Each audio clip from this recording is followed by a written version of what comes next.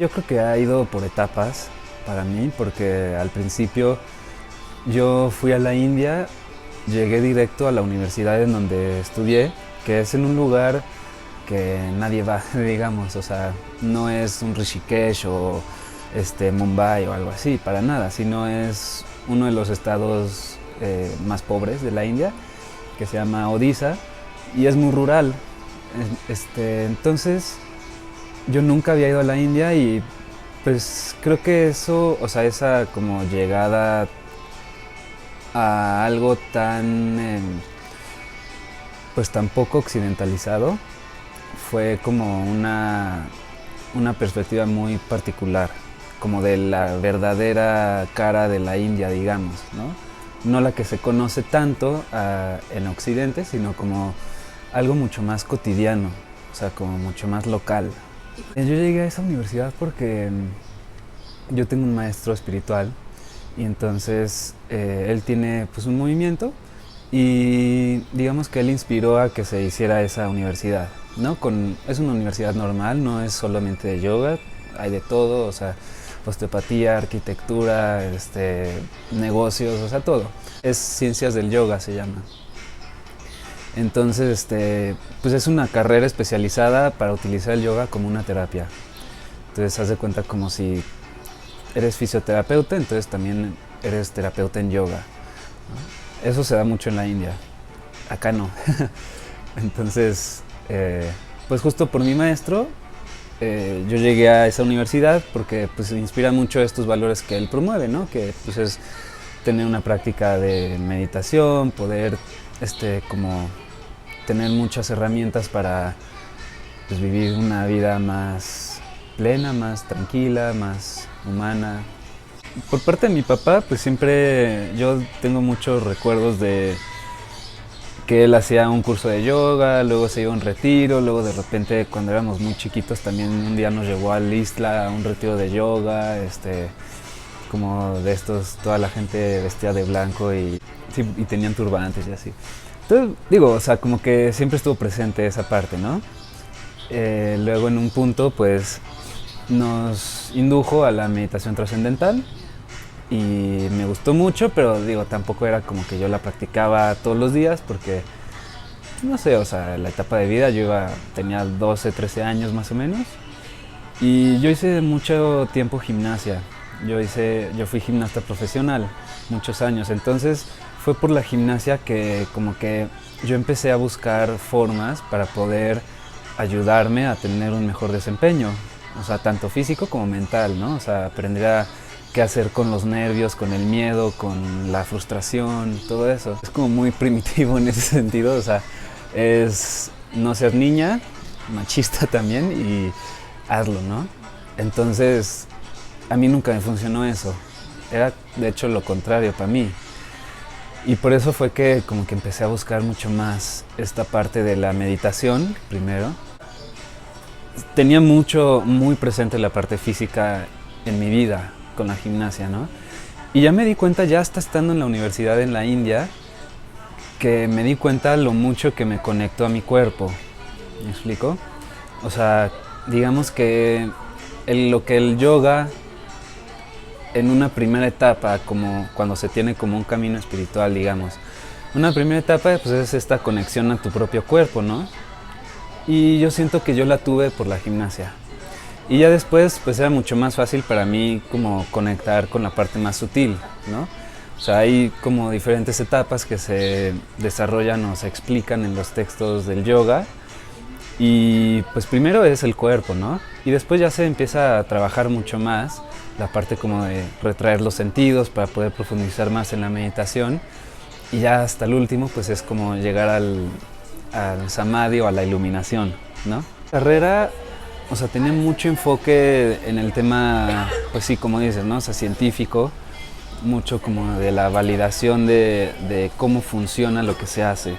Porque aunque no lo creas, la India, o sea, la mentalidad de la gente allá es completamente enfocada en datos, ¿no? O sea, eso es loco, sí. O sea, la gente es muy así de datos, datos, datos, prueba cómo funciona, ¿no? para que tenga validez.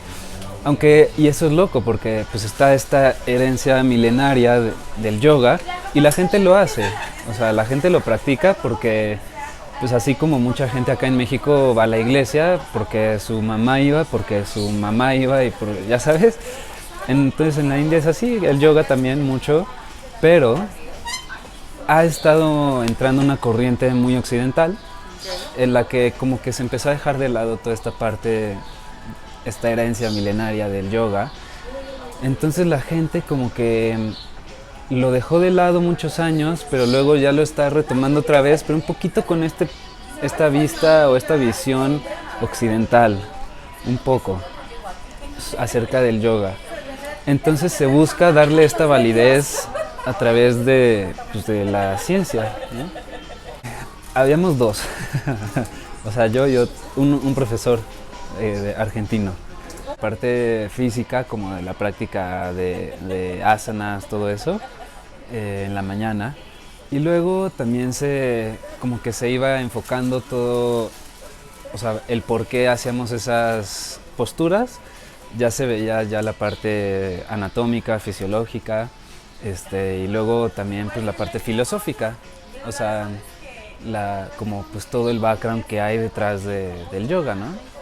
O sea, se supone que era en inglés la carrera, pero muchas veces pasa que empezaba el maestro hablando en inglés y de repente decía como, ay, ¿cómo se dice esta palabra? Y la decía en hindi y ya de ahí se iba toda la clase en hindi. Entonces, pues sí, o sea, como que eso también me obligó mucho a aprender hindi, ¿no?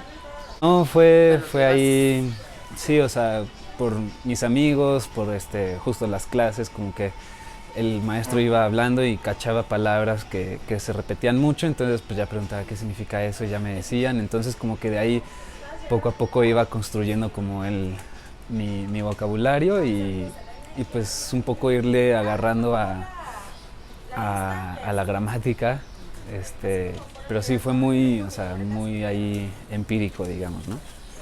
Que lo fui aprendiendo. Y o sea, me ayudó mucho porque justamente me di cuenta que yoga es la intención que tú le pones a lo que hagas. O sea, yo hice 18 años gimnasia, desde los 3 años hasta que lo dejé de hacer como a los 20, 21 más o menos. Por ahí, porque dejé de competir a los 18, pero seguí como haciendo de repente. Y pues me di cuenta que de esos 18 años que hice gimnasia, o sea, profundicé muchísimo más en el primer año de la universidad, justamente porque le ponía ese enfoque y esa intención o esa conciencia al cuerpo, ¿no? De qué es lo que estoy haciendo, qué me hace sentir, cómo afecta mi respiración, como justamente pues toda la parte sutil que involucra el movimiento del cuerpo. Fue ahí que me di cuenta, ¿no? Como, wow, o sea, no sirve de nada hacer un parado de manos, realmente, si no se le va a dar el enfoque adecuado que se tiene que dar. Claro, es completamente distinto, o sea, y eso es a mí lo que me sorprendió mucho y lo que me empezó a dar mucho este mindset o este enfoque que ahorita, bueno, ya desde hace un par de años que como que le he querido dar a mi práctica, ¿no? O sea que, te digo, hice 18 años de mi vida parados de manos y cosas mucho más difíciles, y hasta que ya estaba en la universidad fue que como que empecé a darme cuenta de este enfoque, y entonces ahora sí hacía parados de manos con otra perspectiva, que te digo, sentía como los cambios muchísimo más profundos en mí. Entonces no tiene nada que ver que lo hagas ya sea en tu casa o en un estudio de yoga o donde sea, si no se le va a dar el enfoque que se le tiene que dar. Y ahí es muy personal. O sea, ¿por qué quieres hacer un parado de manos? ¿Me explico? A mí me encanta esta pregunta, la verdad. Yo creo que hay dos cosas que entender desde mi punto de vista. Uno es una persona puede que haya tenido ya una trayectoria dentro del yoga, o la meditación, como tu servidor, ¿no? Y uno puede enseñar lo que le ha funcionado, ¿no? Eso ya, en sí es un camino muy, a mí se me hace muy delicado, porque se necesita realmente mucha sinceridad. Y no es como que yo ya lo tengo bien claro, pero para mí es como una práctica. O sea, porque no puedes enseñar algo que tú no haces, claramente, ¿no? Bueno, se puede, pero nunca te va a llevar a algo bueno. Entonces, esta sinceridad es muy rigurosa para mí. Existe otra parte que yo lo llamaría, yo soy profesor, pero hay maestros, ¿me explico? Entonces, un maestro, pues, como yo lo veo, pues es un iluminado que ya no tiene pues esta parte como delicada en la que te tienes que estar como autoobservando y así como muy, muy rigurosa en ese sentido, ¿no? Y hay pocos, o sea, realmente hay pocos. Se necesita yo creo que mucha sensibilidad, mucha valentía también, para seguir a un maestro. Porque un maestro realmente no es como que es alguien que busca un beneficio de lo que enseña. Solamente enseña, porque es su naturaleza. Y no es como que enseña desde un asiento así de ahora les voy a enseñar, sino enseña con su esencia, con su vida, o sea, cómo viven, cómo lo que hablan, lo que no hablan, todo lo que involucra a un maestro. Buda era un maestro, ha habido muchos maestros. No es fácil como seguir a un maestro, ¿no? Justo porque se tienen que romper muchos conceptos que tenemos, más en Occidente. Como este concepto de ¿a quién le voy a dar esta confianza? ¿No? Esta confianza que a veces hasta puedes llegar a ser incondicional. Y como que incluso me da ahorita así medio cuidado, ¿no? Así con algunas palabras que diga porque son fuertes. Es completamente diferente. El objetivo que sí, o sea, es un mundo de diferencia. El objetivo que un oriental, pero bueno, hablando de la India, o sea, un indio tiene un objetivo de la vida, sí se puede parecer, ¿no? Y eso también tiene que ver con la occidentalización que ha tenido la India, pero realmente o sea, en su esencia, como cultura, es un mundo de diferencia, ¿no? Los occidentales pues tenemos mucho más esta parte de mejorarnos, también mucho cuestionamiento, tenemos mucho más cuestionamiento los occidentales que en la India, ¿no? O sea, como, ¿por qué hago lo que hago? ¿Me gusta lo que hago? O sea, ¿es algo que me están imponiendo o es algo que yo quiero hacer? Como que todo este cuestionamiento está muy presente en nosotros y en la India es cero. O sea, tú naces y te dicen, este niño va a ser doctor, ¿no? Y son doctores. ¿Me explico? Como que nunca existe esta parte de, ¿qué quiero? ¿Qué es lo que, o sea, ¿no? Como, ¿qué se me antoja? Nada. Entonces eso le da un cambio a las cosas. En ese sentido, en la India no cuestionan tampoco seguir a un maestro. O sea, hay un maestro de la familia que tienen un linaje, no sé, Ramana Maharishi, y es tu maestro. O sea, no implica una decisión. En ese sentido, yo siento que se respeta mucho más al occidental que tiene devoción hacia alguien, ¿no? Porque realmente tienen que dejar todo para tener esa devoción, todo en el sentido de los conceptos con los que nacemos, ¿no? O sea, en nuestra cultura occidental no existe la devoción como tal. En la mexicana sí, mucho más acercada, ¿no? Como, no sé, con la Virgen, con la iglesia. Hay mucha devoción en la cultura mexicana, pero no a lo que no conocemos, ¿no? Entonces, tener un maestro espiritual, pues por eso digo que implica mucha valentía, porque no es fácil, o sea, no es fácil como dar ese salto de tenerle devoción a alguien que tú en un principio puedes ver como una persona.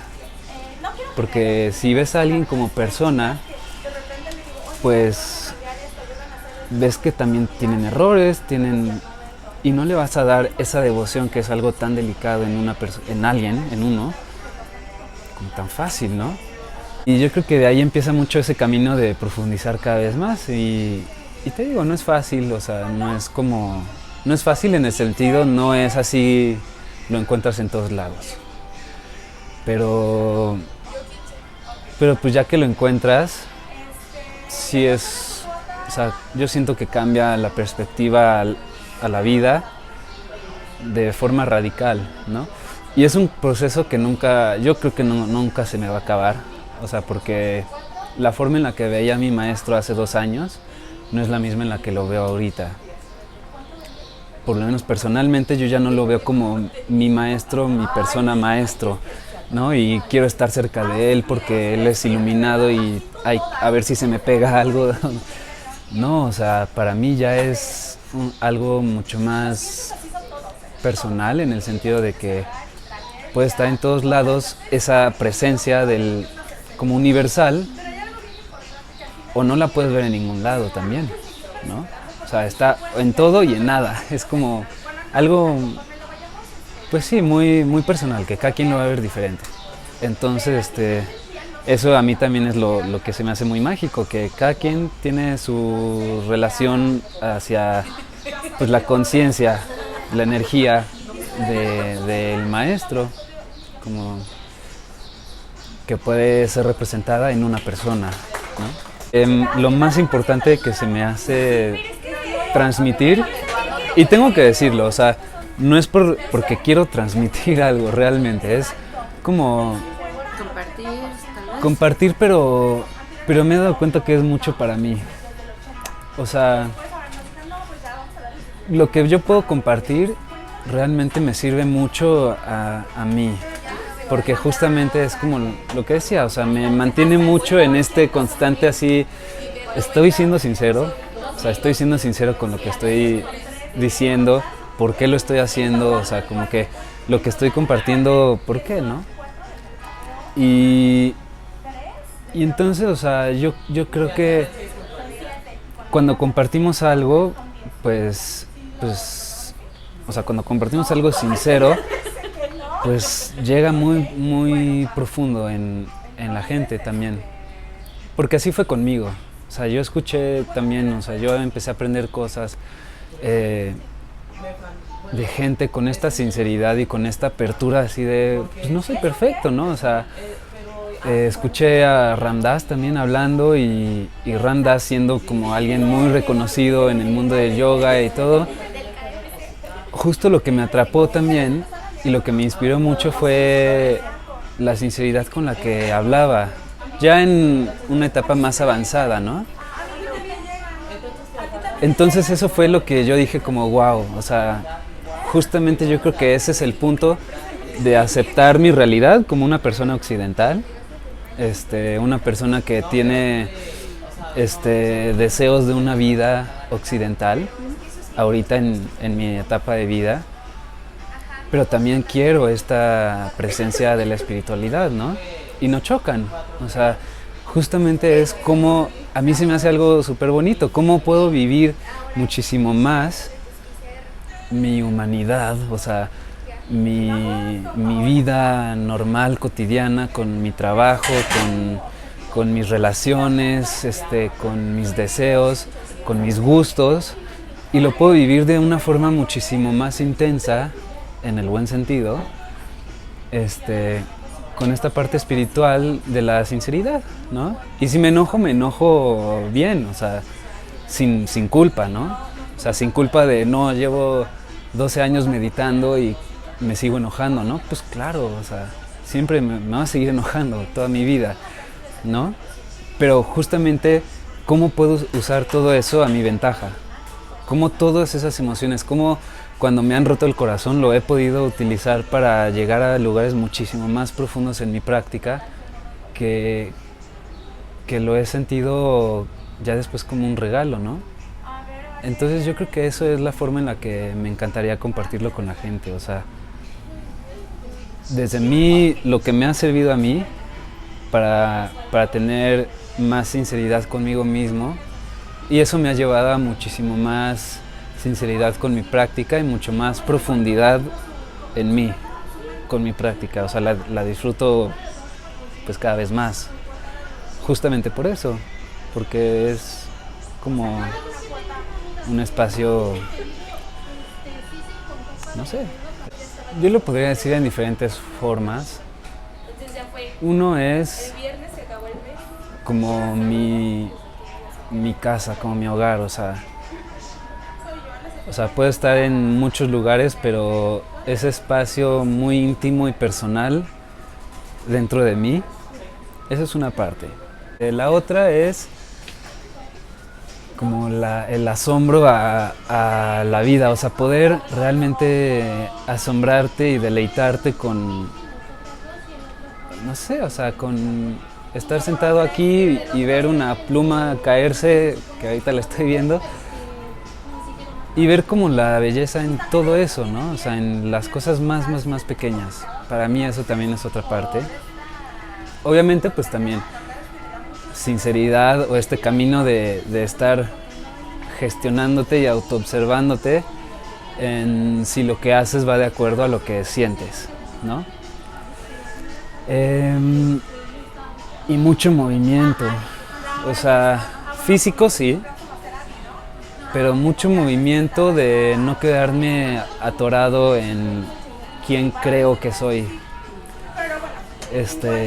Eso para mí se me hace también esencial, o sea,